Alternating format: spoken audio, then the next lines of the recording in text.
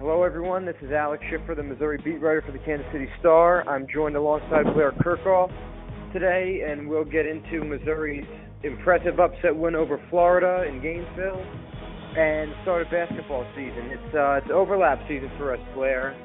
A lot of college basketball, football, and the NFL for you. How you doing? Doing great. I just a couple hours removed from speaking at the Tiger Club today.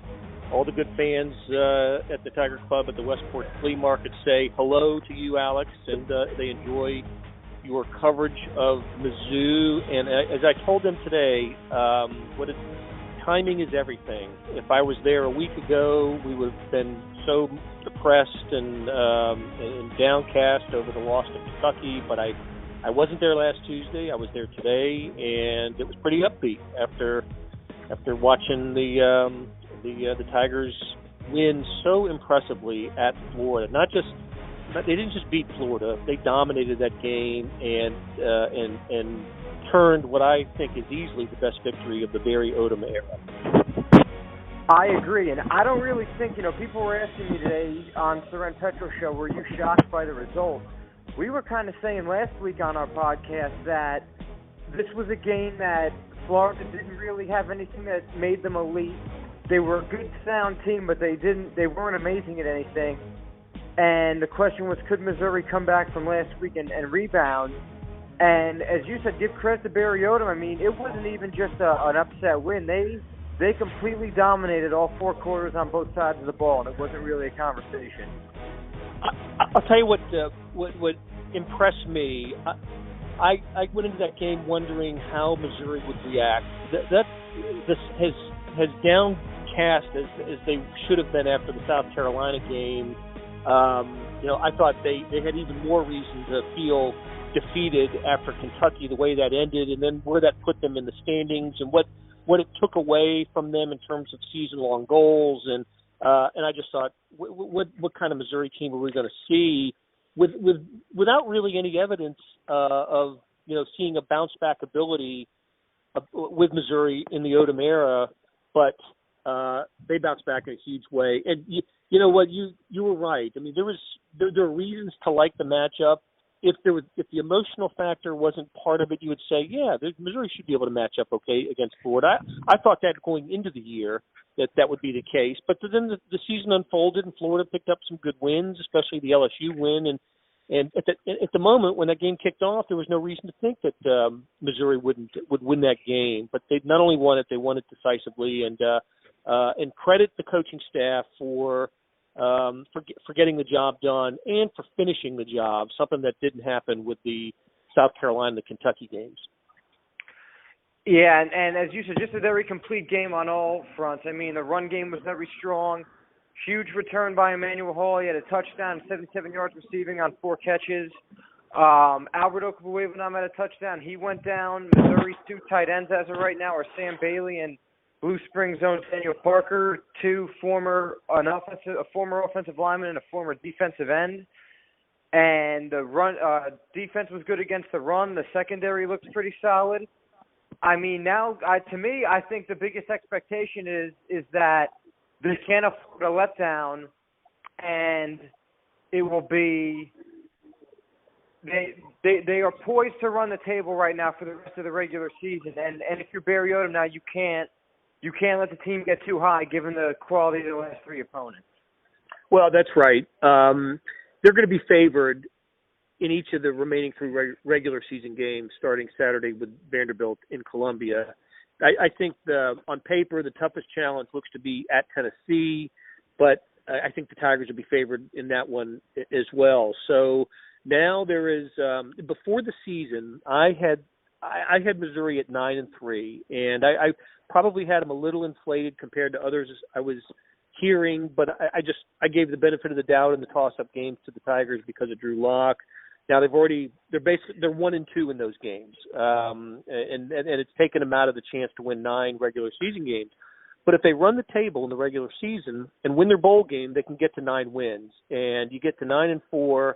I think that's you get into the rankings. You call it a really nice season for Barry Odom, and something to springboard into next year. Maybe it helps recruiting, and and I think there'll be some good vibes about this team if that happens. I think they're still okay if they lose one of these final regular season games. What you don't want to see happen is for them to play down to the level of the opponent in any one of these games and finish 6-6ish or 7-6 with a bowl loss or something kind of a record that makes it look like there was no progress made over the previous season. And then you could look at if that was the case, you'd look at the Florida game as an aberration. I look at it as when Missouri gets its act together, they can play with just about anybody this side of Alabama in the SEC. And the Missouri team that I saw Saturday, runs the table the rest of the way in the regular season, and then maybe gets its way into a nice bowl game. I agree, and current projections have them looking at the Belk Bowl or Music City, Tax Slayer. Some think they can sneak in an Outback on New Year's Day. I think the one thing that I was telling people today, and people have said, even if they win 8 in the regular season, it still is a what could have been with Kentucky and South Carolina, and I agree a little bit on that. I think even if they win anything, Barry Odom is safe going in next season. I think the big thing, he'll have good vibes and he'll have momentum on the recruiting trail. I think the only thing that he'll be missing to fully kind of silence his critics is that if he can avoid another game like Kentucky or South Carolina, and obviously some of those happen regardless, but I think the whole close games thing is the new thing that he kind of has to, the remaining monkey on his back. He beat a ranked team on the road. Drew Lock beat a ranked team on the road. They kind of silenced their critics.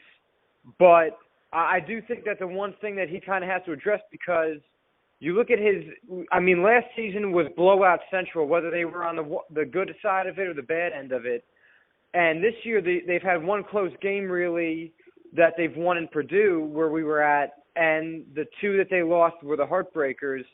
I think that there were common themes in all 3 that he needs to – that he might need to address a little bit going forward. But other than that, as you said, he's back. I don't know if he gets a contract extension off 8-9 wins, the way he would be guaranteed for one at 10. But yeah, I think all in all, not a bad season. And 2 of their losses are to top 10 teams, and the other 2 are to a top 15 team and a team that's, on the road.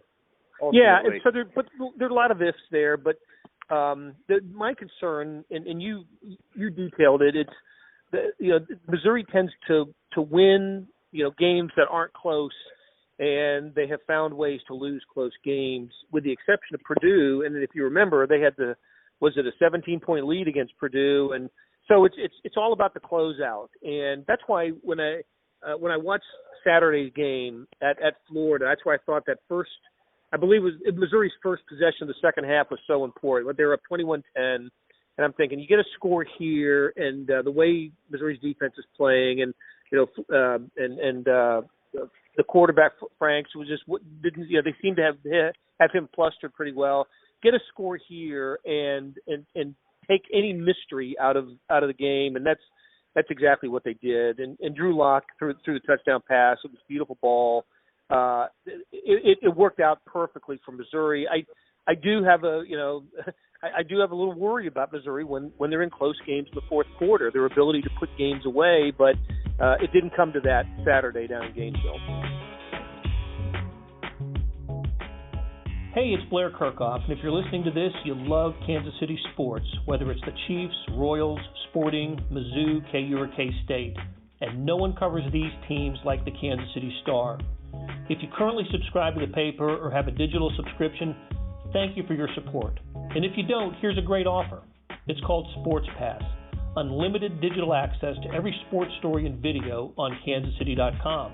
And it's just $30 for the first year. It's the best sports value in town, just 8 cents a day or $2.50 a month. You can't beat that. Subscribe now at kansascity.com/sportspass.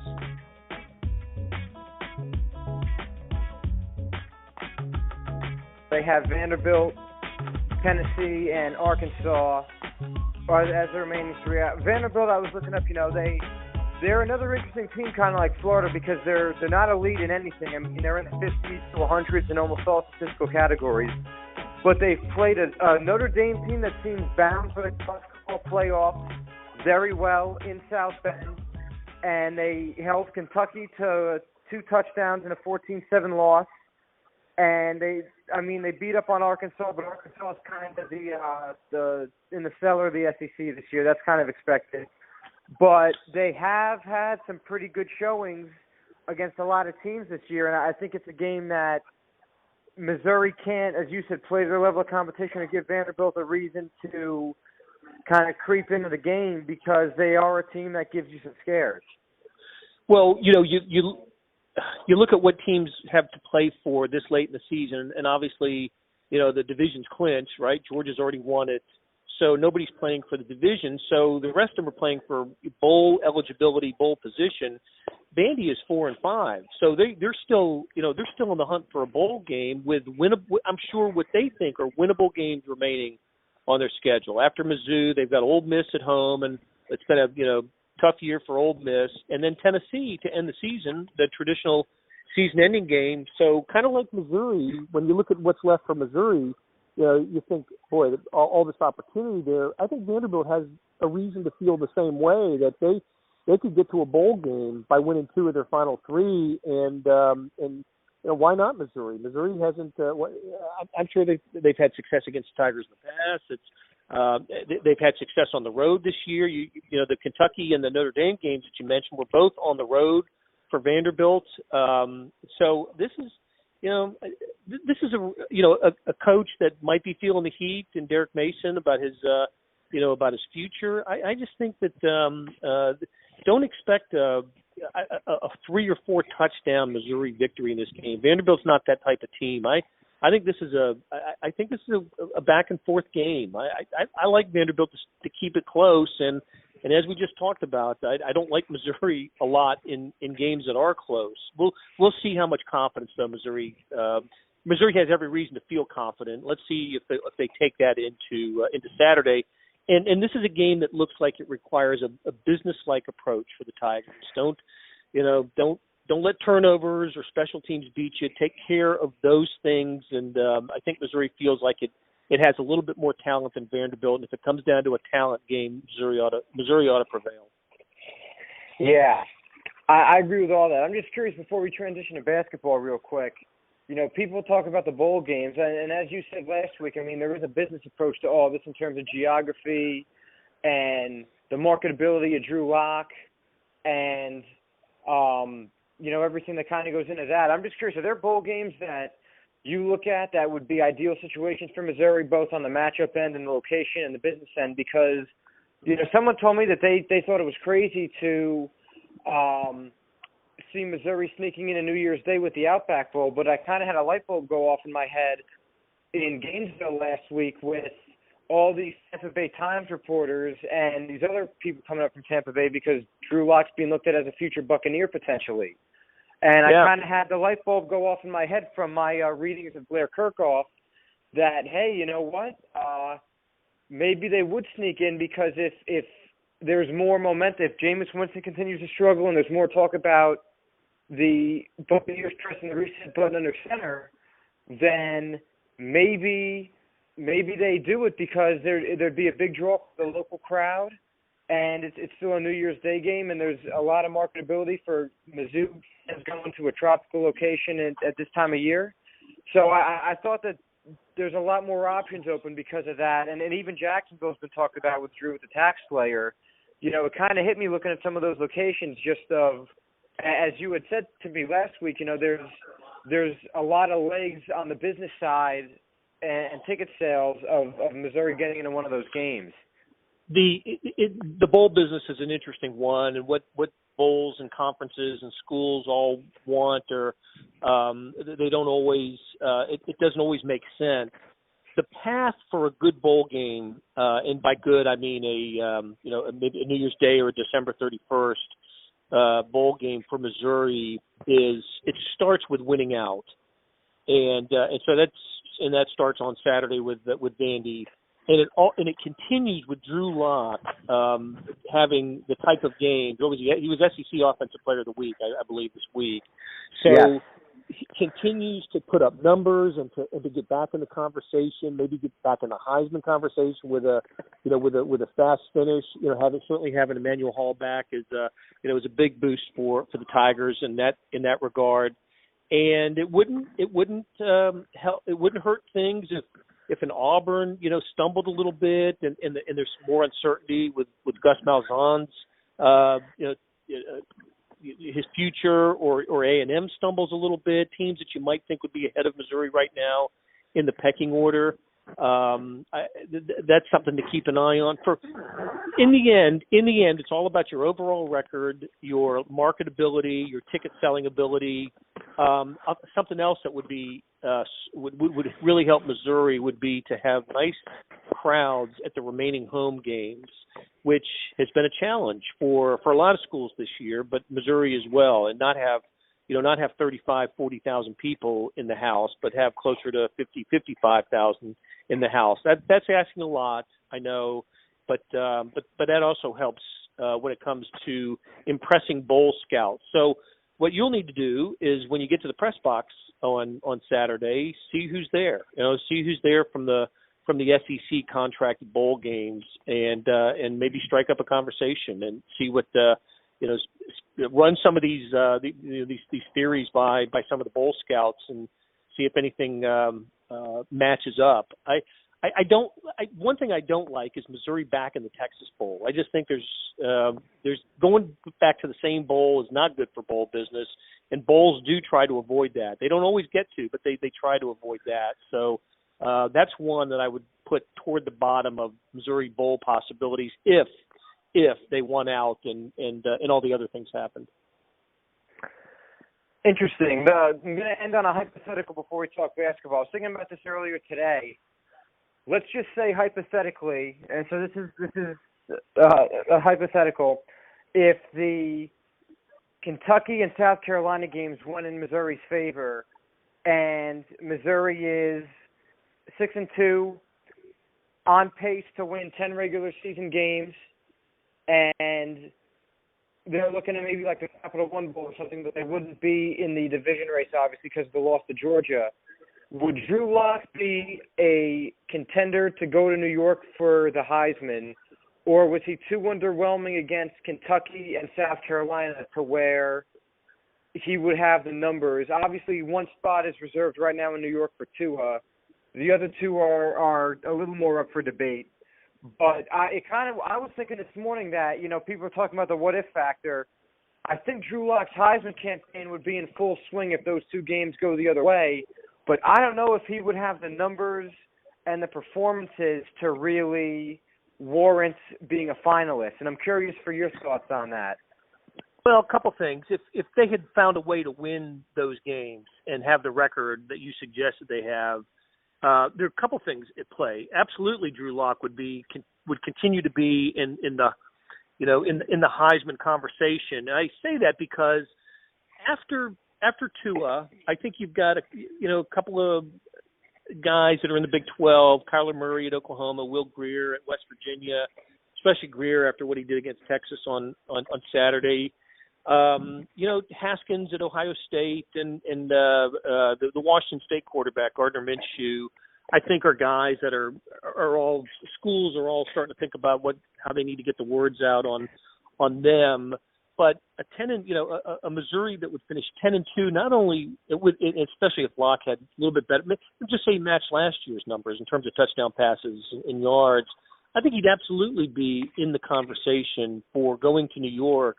And not only that, Missouri would be in the conversation for playing in a New Year's Six bowl game as, either the third or the fourth team from the SEC with, a team that doesn't win the division or play in the SEC title game, but there's room in the New Year's Six game for a third and sometimes even a fourth SEC team. And I think Missouri would have put itself in a position to be one of those. Maybe in the Fiesta, or I'm trying to think. The Fiesta is not one of the national semifinals. Capital One Bowl, I think, would be one, right? Well, I think the Capital One's not part of the. It's the Peach, the Cotton and the Orange of the semifinals this correct. year. So Peach or Fiesta, I think, would, or even the Sugar. I mean, one of those games. The SEC title game loser would be in one, and then a couple of at-larges available. So that's what was potentially lost, in the second halves of the South Carolina and the Kentucky games. I agree. That's a fair point. Transition to hoops real quick. Busy day for me. I got up early to vote. I had football media day, and now trying to get a few things together before heading out to Mizzou Arena. Mizzou opens against Central Arkansas tonight. Quick trivia question for you. Which NBA legend attended there? I know I owed you one, no pun intended. Oh, I know that one. It's not only do I know that, but I'm pretty sure that when Scottie Pippen played there, it was an NAIA school, not an NCAA program. So it was. But Scottie Pippen is the most famous alum, or at least from a sports realm, from Central Arkansas. Yes. Yeah. Exactly. Well done. I expect Mizzou to win that game pretty handedly. I was looking a little bit at Central Arkansas. They lost a lot of scoring last year. They beat Conzo Martin's old squad, California, last year pretty handedly. But I think it was 93-69 was the score. I mean, they just handled them. Wow. But, that's yeah. So to me, I think the biggest story right now is them against Iowa State in Ames on Friday. And to me, the only takeaways from tonight are that, A, they win and it's not a scare, and B, just where does the scoring come from? What does the offense look like without Jonte, et cetera? Conzo Martin has said that he's not changing the offense the way he had to when Michael Porter went down because of Jonte, because they don't really have that kind of time. They don't, they only have so much personnel right now. So to me, I'm curious for what you think of some early season thoughts with them, because to me, I think the basic ones tonight are they win, it doesn't look ugly, and that who kind of fills up the box score for them. And I think Friday's a big test of, because Iowa State, obviously, they're not picked to win the Big 12, or, Fred Hoiberg's not walking through the door, but they are improved from last year. And Ames is a tough place to play. And I think this is a real indicator of how serious they can flirt with an NIT bid or maybe an NCAA tournament bid, depending upon how it goes on Friday. Yeah, I'm also really interested in the Friday game up in Ames, just to watch both teams, because we see a lot of Iowa State here as well. But as for the opener, the things that I'm going to be looking for are where do the points come from, and what are they going to do offensively? Because I think the MO of this team has to be, a real get after it defensively, a team, a lot of hustle, a lot of scrap, to make up for the lack of an easily identifiable scorer. Now, that's not to say one can't emerge. I think there are candidates for that. I think Torrance Watson has a chance to emerge as a scorer for Mizzou, and but I think at least early on, I want to see them really get after it on the defensive end. Create offense that way a lot until we see them grow more comfortable together running offense. And working within the Conzo Martin system. This is a team that's going to depend on guys that we haven't seen play in a Missouri uniform to step up. And I wouldn't be surprised. It's impossible to say who the leading scorer is going to be for this team, but I wouldn't be surprised if that person didn't average 12 or 13 points, and you had 2 or 3 of those guys, or maybe 3 or 4 of those guys. I could be dead wrong. I could be totally wrong about Watson or Mark Smith or somebody else. But right now, with all the, there are enough unknowns to me on this Missouri team that go with what you know, and let's discover who the scorers are going to be and how they're going to run offense. And is Jeremiah Tillman going to stay out of foul trouble? Is Kevin Puryear going to be more than a guy around the, an offensive rebounder around the basket? We know he can step outside and shoot. I'm really curious to see about his game this year and how he's going to react to becoming a starter. Santos, I mean, there's all kinds of interesting storylines I'm looking forward to seeing with Missouri. And I'm with you. Our Central Arkansas, I didn't know that about Cal. That's really, in last year's game, that's really interesting. I don't know how many guys they have back from that team, but I think a double-digit win for Missouri in this game, and let's see what happens on Friday against Iowa State. I agree. You're talking about the scoring. I was saying to somebody that I think Mizzou's stat sheet this year is going to be a game of chutes and ladders, where one guy has a good game, maybe that vaunts him as to the second leading scorer, then the next game it's a different guy. I think at the end of the year it could be 5 or 6 guys maybe averaging close to or in double figures, but it's a 10.1 points per game against a 10.8 points and 9.8. Jonte averaged 9.9 last year, stuff like that, where, there's like a log jam at the top of guys that were just